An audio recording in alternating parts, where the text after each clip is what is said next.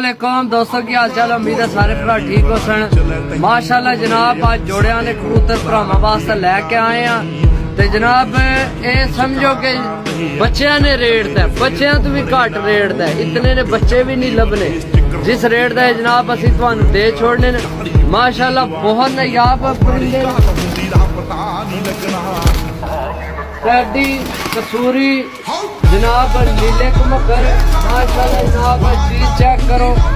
मुकम्मल वीडियो देखने वास्ते साडा यूट्यूब चैनल है भुआंज पिजन जनाब, उत्थे जाके मुकम्मल वीडियो देख सकते हो। माशाल्लाह जनाब जोड़ियां वाले बच्चियां ने रेट है, बच्चियां तो भी घट। माशाल्लाह जनाब सर चेक करो दोस्तों, इहो जिहियां चीज़ां ना किधरों लभणियां ते ना किसे देनियां नहीं इस रेट दा। माशाल्लाह जनाब चीज़ां चेक करो दोस्तों।